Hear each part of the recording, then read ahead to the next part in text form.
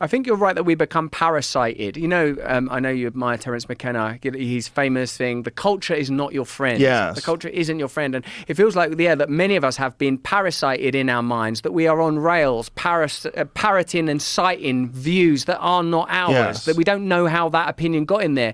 And this is why the individual does have power. I've always found it hard to hold, Joe, the simultaneous facts that I am infinitesimally small and my reality is irrelevant on the cosmic scale, but at the same time, all reality takes place only in my consciousness, as far as I can tell. So I am creating all reality. I am ultimately omniscient as far as my own individual reality is concerned. And I feel that there has to be the introduction of sort of spiritual or maybe even psychedelic values into this conversation so that we can diffuse this cultural tension that is continually being stoked. Because as long as people are willing to go at a mat on cultural issues rather than saying, this has been complicated. A country like America has a complicated history. Definitely people have been disadvantaged. Definitely there have been biases and prejudices in a particular direction. If there is the facility to alter that, that could be done. But the best way to do it is not centralized top-down imposition of authority. I suppose one of the other tensions is if you have small state, what regulates corporate power? Those are there are big questions that once you sort of say, this don't work no more, I want something different. So what does work? You are confronted with, how do you do that? How do you regulate behemoths like Apple and these new titans that put the steel and energy giants of a century ago in the shadows with their might and again with their, as you cited earlier, their ability to create exploitation and something akin to slavery in the modern world. Forget historic slavery.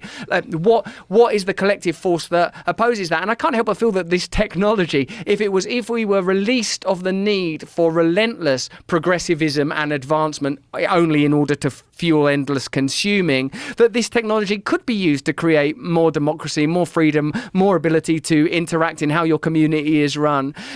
If not the kind of universal credit society and the kind of atrophy that suggests and the kind of apathy that suggests and the disconnection that suggests, some more leisurely form of awakened, technologically advanced, leisure-led society where people have more time to create truly reflective culture, where the tropes that are used in the conversation around diversity of genuinely different cultures cohabiting, a genuine and real melting pot where you accept that people eat different food, have different sex lives, have different beliefs, that is a possibility. I suppose that in a way, the amount of authority that was asserted during the pandemic, the amount of effort that's put into censoring mainstream narratives, the amount of effort that's put into creating terms, new language to control, smear and censor opposing voices, suggests that they consider it a legitimate threat that alternative views could take hold, that new alliances could take place, that people would consider different ways of being. There's a brilliant philosopher, he's dead now, Mark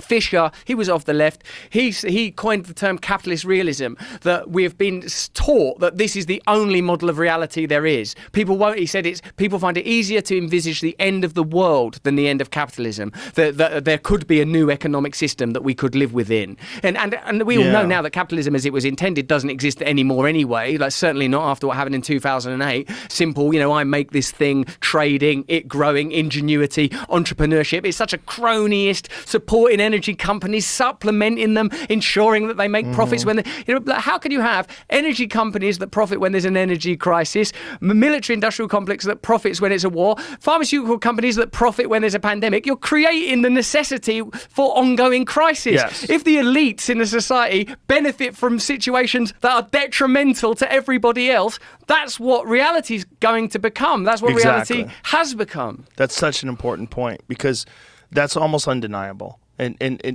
to say that they wouldn't do that because they value human life and morals and ethics over profit, that's never been exhibited. That's not true. That's not a true statement. No, the opposite is true. The opposite is provable. The opposite is provable, whether it's Halliburton or whether it's pharmaceutical companies or whether it's politicians or bankers. The opposite has always been true. That we are profit-driven, and especially if they can find some sort of way to justify these horrific acts, in some way, shape, or form, if they could have this diffusion of responsibility where it's not their call or not their fault, they're part of a corporation, the corporation has to do this, and this is just what we do. You got to crack a few eggs to make an omelet. That's where we find ourselves.